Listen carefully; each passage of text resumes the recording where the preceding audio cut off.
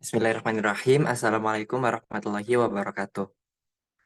Alhamdulillahirrabbilalamin. Wa bihi nasta'in ala umuri dunya waddin. Wassalatu wassalamu ala asrofil anbiya'i wal mursalin.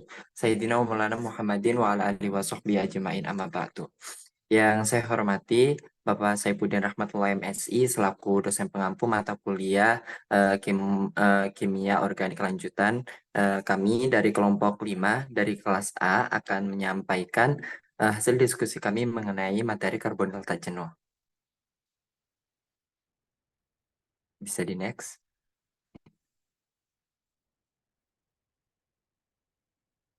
Oke, selanjutnya ada pengenalan anggota. Di antaranya yang pertama ada Arof Nur Arofa dengan NIM 12120800017. Kemudian yang kedua ada saya sendiri Masjid Nabawi dengan NIM 12120800074. Dan yang terakhir ada Wangi Cinta Limatus Sadia dengan NIM 12120808130. Oke, mungkin bisa di next.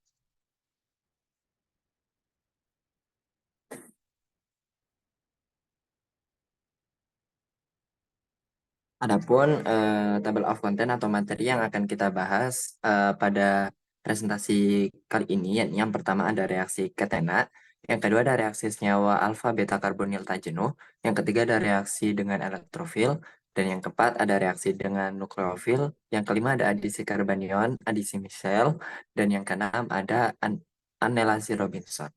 Mungkin langsung saja untuk mengefisienkan waktu. Untuk materi yang pertama akan disampaikan oleh rekan saya kepada Arif Nur Arofa, silakan. Baik, di sini saya akan menjelaskan tentang reaksi ketena. Di sini ketena memiliki ikatan rangkap karbon-karbon yang sangat reaktif sehingga cenderung bereaksi dengan berbagai macam senyawa. Nah, di sini ketena stabil dalam fasa gas, tetapi mengalami dimerisasi pada pencairan. Nah, dimerisasi ini yaitu reaksi penggabungan monomer-monomer yang mirip menjadi molekul yang lebih besar atau dimer. Nah, jadi di sini ketena akan digabungkan dengan ketena lagi menjadi beta laktona. Kemudian di sini ketena memiliki reaksi adisi nukleofilik. Nah, adisi nukleofilik ini mengadiksi nukleofilik. Nukleofilik ini adalah senyawa yang penyuka muatan positif. Di sini ada contohnya HY itu bisa H2O, NH2, ROH atau RNH3.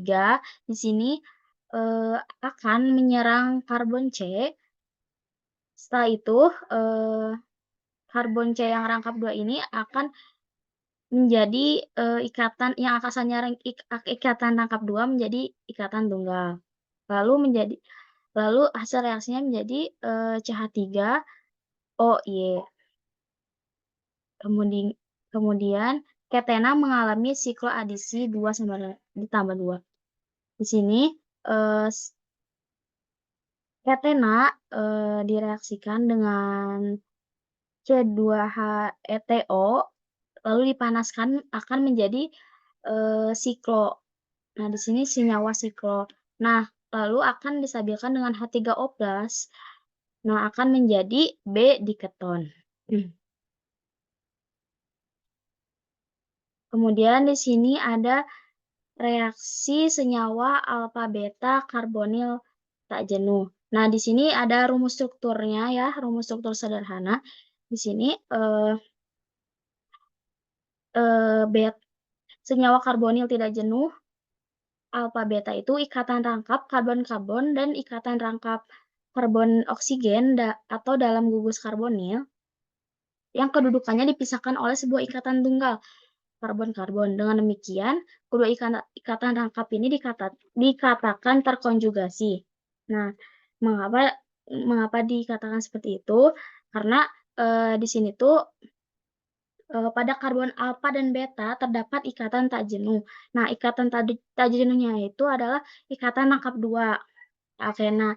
Nah, lalu ada juga ikatan karbonilnya yaitu COH itu. Itu tuh ikatan gugus karbonil. gugus karbonil itu bisa keton, aldehid, ester dan lain-lain. Nah, di sini tuh eee, bakalan stabil karena bakal terkonjugasi, di mana bisa terbentuknya resonansi. Nah, di sini ada reaksi dengan elektrofilik. Nah, ikatan rangkap karbon-karbon bertindak sebagai sumber elektron. Nah, selain itu, dalam senyawa karbonil tidak jenuh alfa beta terdapat juga gugus karbonil yang termasuk penarik elektron, sehingga gugus karbonil mendeaktifkan karbon ikatan rangkap karbon-karbon dalam adisi elektrofilik. Nah, di sini gugus karbon itu mendeaktifkan ikatan karbon rangkap 2 terhadap elektrofilik. Contohnya itu,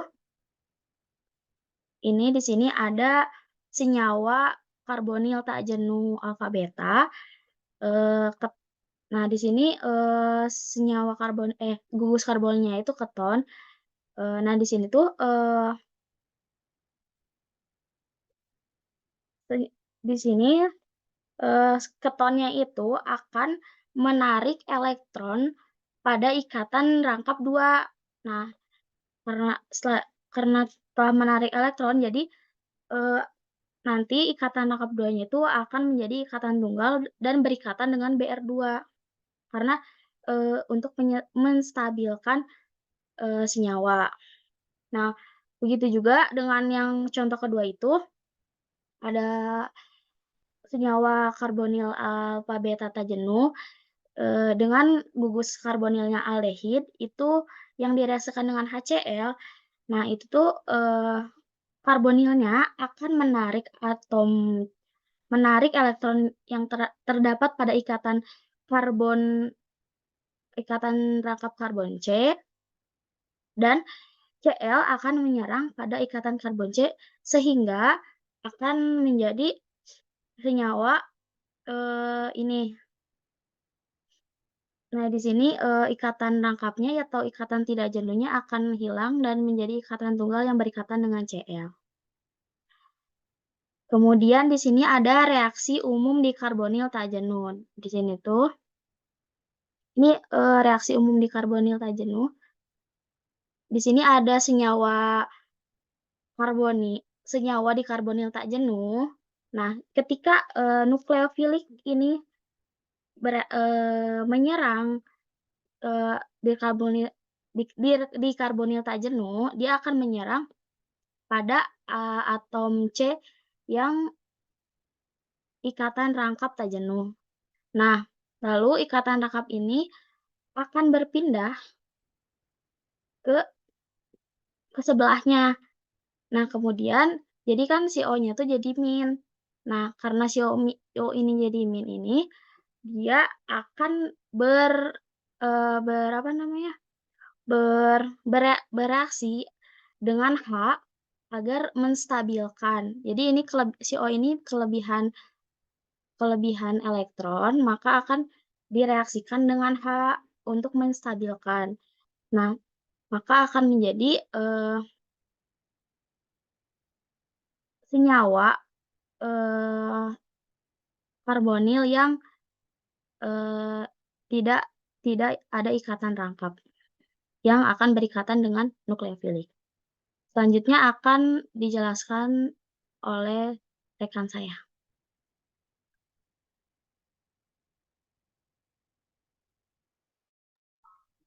Baik, selanjutnya saya akan menjelaskan tentang reaksi dengan nukleofil, yang mana gugus karbonil ini mengaktifasi ikatan rangkap karbon-karbon terhadap nukleofil, sehingga alfa beta karbonil tak jenuh ini lebih reaktif terhadap adisi nukleofilik dibandingkan dengan alkena sederhana. Nah, di sini ada senyawa alfa beta karbonil tak jenuh yang direaksikan dengan natrium sianida, yang mana ikatan karbon-karbonnya ini kemudian berikatan dengan ion sianida. Nah, kereaktifan terhadap reaksi nukleofil ini juga disebabkan adanya konjugasi terhadap ikatan rangkap karbon-karbon. Dan pada reaksi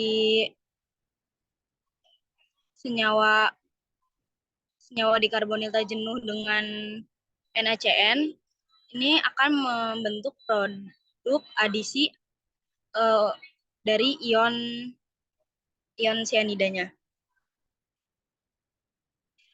Lalu ada lagi contohnya di bawah itu senyawa dikarbonil tak jenuh yang bereaksi dengan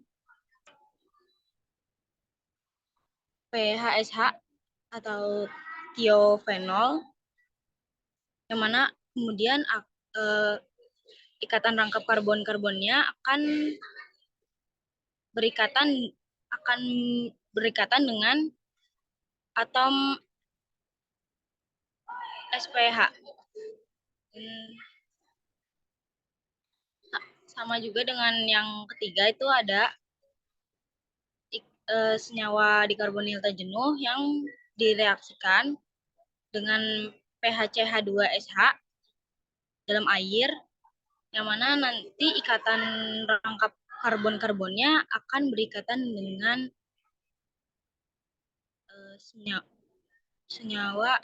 dengan unsur PHCH2S.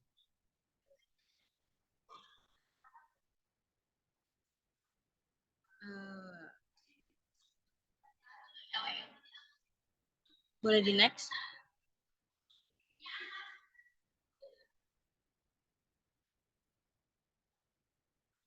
Reaksi yang berlangsung pada alfa beta karbonil tak jenuh ini dapat berupa 1-2 adisi atau 1-4 adisi yang saling bersaing, di mana produk yang dihasilkan dari adisi nukleofil ini terdapat beberapa faktor yang mempengaruhi produknya. Yang pertama ada reaksi.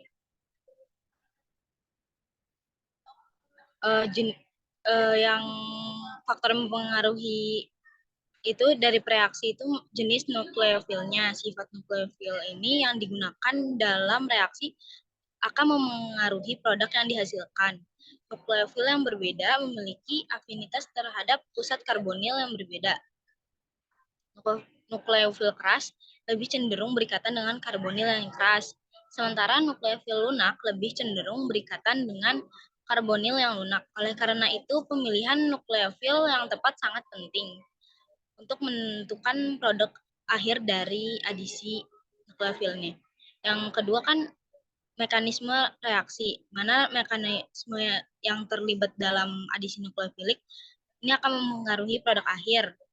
Beberapa reaksi ini mengikuti mekanisme adisi nukleofilik langsung, sementara yang lainnya mengikuti mekanisme adisi nukleofilik konjugat atau adisi nukleofilik intramolekular. Setiap mekanisme ini memiliki langkah-langkah yang berbeda dan dapat menghasilkan produk juga yang berbeda. Yang ketiga, faktor yang ketiga yaitu kondisi reaksi. Di mana kondisi reaksi ini dapat dipengaruhi oleh suhu, pelarut, pH, dan katalisator dari adisi nukleofilik. Perubahan kondisi reaksi dapat mempengaruhi kelarutan, kinetika, dan selektivitas reaksi. Contohnya seperti suhu yang lebih tinggi dapat meningkatkan laju reaksi, sementara pelarut yang berbeda dapat mempengaruhi kelarutan senyawa reaktan.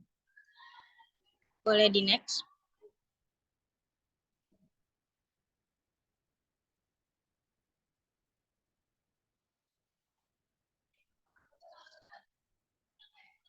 Selanjutnya ada ini nukleofil keras. Nukleofil keras atau hard nukleofil yaitu anion yang bermuatan negatif yang terlokalisasi pada suatu atom kecil. Contohnya itu atom NH, atom OR, dan atom H. Pada adisi 1-2 adisi akan bereaksi dengan reaksi cepat dan menghasilkan produk kinetik. Nukleofil keras cenderung mengalami 1-2 edisi karena biasanya merupakan basa kuat dan bukan gugus pergi yang baik sehingga menyerang langsung C gugus karbonil dan tidak reversibel.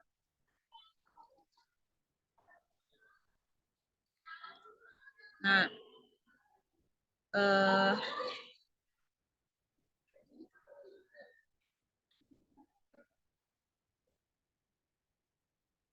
lalu jika nukleofilnya itu merupakan basa lemah seperti alkohol atau amina, maka adisi 1-2 biasanya bersifat reversibel. Yang mana artinya persaingan antara penjumlahan 1-2 dan 1-4 berada di bawah kendali termodinamika. Lalu ada nukleofil lunak atau soft nukleofil, nukleofil netral, yaitu nukleofil netral atau anion yang terdelokalisasi atau anion pada suatu atom yang besar. Contohnya itu atom NH3 dan atom RS. Nukleofil lunak ini cenderung mengalami 1-4 adisi karena biasanya merupakan basa lemah dan gugus pergi yang baik. Nah, dalam hal ini adisi 1-4 mendominasi karena gugus karbonil yang stabil atau tetap dipertahankan. Jadi adisi 1-4 adisi itu merupakan produk termodinamika.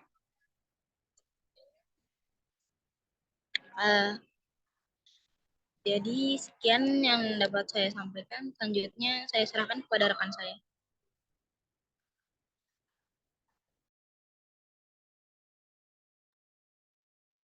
Oke, baik, terima kasih. Selanjutnya saya akan melanjutkan materi selanjutnya, yakni ada adisi karbanion, adisi misel. Tadi sudah dijelaskan juga ya bagaimana struktur dari karbonil alfa beta tan jenuh gitu ya, rumus sederhananya kayak gimana. Nah, di sini ada reaksi adisi karbanion atau adisi misel. Reaksi ini tuh terjadi antara senyawa karbonil atau enolat dengan karbonil alfa beta tan jenuh. Adapun adisi misal sendiri merupakan jenis reaksi adisi nukleofilik yang melibatkan serangan karbanion pada ikatan karbonil tak jenuh.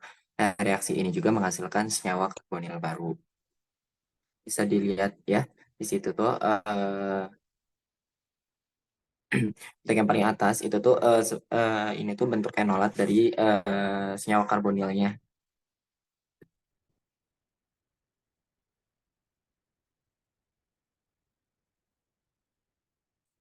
Nah, itu tuh senyawa enolat dari reaksi karbonilnya.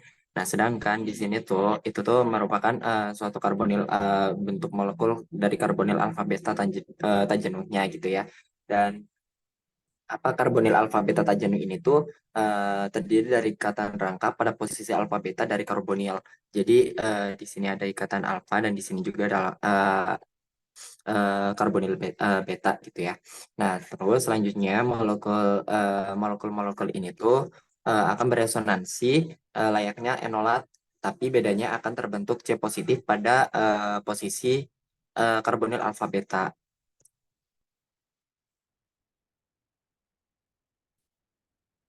Nah, selanjutnya jadi jika karbanion datang menyerang, itu tuh akan menyerang di bagian karbon positifnya.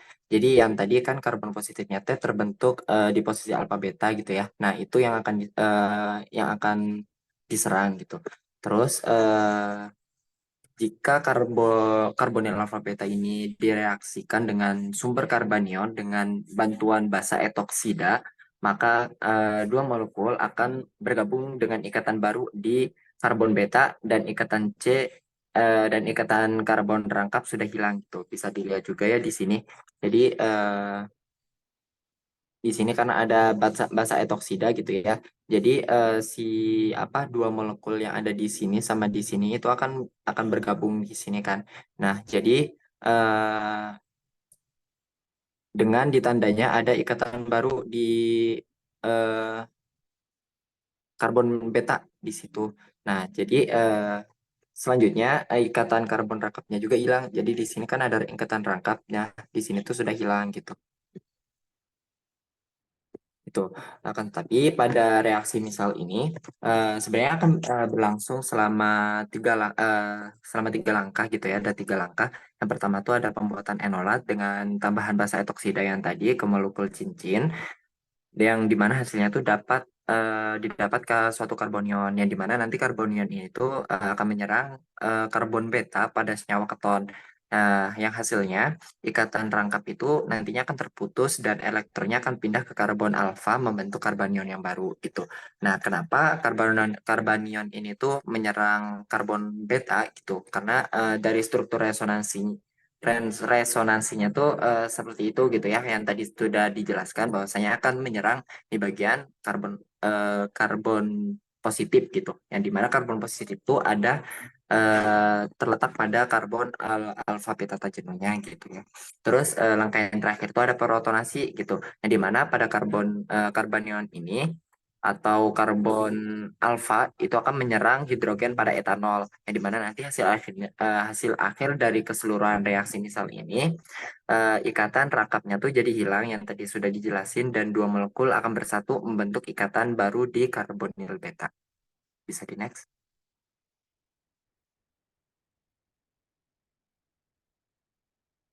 Oke, selanjutnya ada anelasi Robinson, atau bisa disebut adisi misal plus kondensasi aldol gitu ya.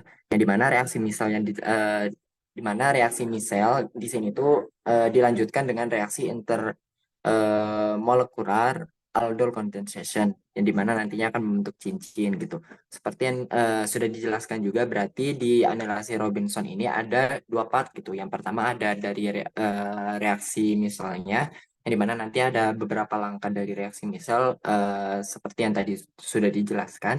Terus nanti part yang keduanya tuh ada intermolecular aldol condensation. Jadi di anelasi Robinson ini terdapat karbonil alfa beta jenuh. Terus ini ya,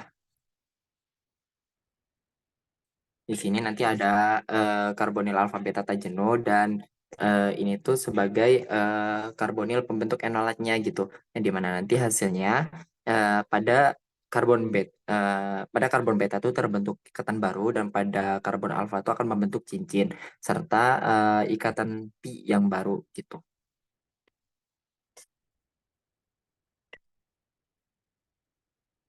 Nah, mungkin langsung saja tadi ya ada dua part gitu ya. Part yang pertama tuh ada adisi misal gitu. Seperti yang tadi sudah dijelaskan bahwasanya di reaksi misal tuh ada tiga langkah, terdiri dari pembuatan enolat, terus penyerangan nukleofilik dan protonasi. Yang dimana inti dari reaksi ini tuh terbentuknya ikatan sigma baru pada karbonil beta, dan ikatan pi-nya tuh akan terputus gitu.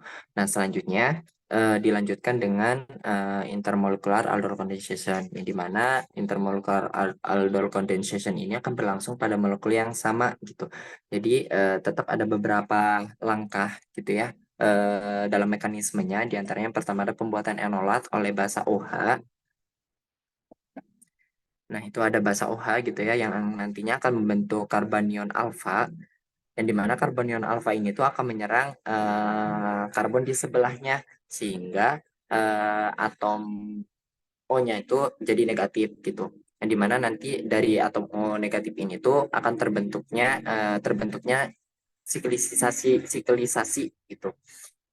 Nah, karena atom O-nya ini tuh negatif gitu ya, dan belum mencapai oktet, maka akan dilanjutkan dengan langkah protonasi, yang dimana sebenarnya di karbon yang ini, nah, yang itu tuh ada apa, karbon alfanya tuh ada dua hidrogen, yang dimana pada keberadaan basa OH-nya tuh diambil gitu, sehingga nanti terbentuknya karbanion yang akan tetapi karbanion ini tuh tidak menyerang elektrofilik, tapi elektronegatifnya tuh akan pindah ke ikatan pi yang baru gitu. Akibatnya tuh gugus OH akan terpaksa keluar agar karbon yang ada di sebelahnya tuh bisa mencapai oktet gitu. Jadi inti dari keseluruhan reaksi anelasi Robinson ini itu eh, ditandai dengan terbentuknya molekul siklik dengan ikatan pi baru gitu. Jadi ini ikatan pi barunya tuh ada di sini ya. Oke, mungkin Cukup sekian pemaparan materi dari saya dan dari kelompok 5 gitu ya. Kurang lebihnya mohon maaf. Apabila teman-teman ada yang ingin ditanyakan, silakan nanti ditanyakan di kolom komentar atau di grup ya. Nanti kami dari kelompok 5 akan menjawab di grup juga gitu. Mungkin sekian dari kelompok 5. Kurang lebihnya mohon maaf. Wassalamualaikum warahmatullahi wabarakatuh.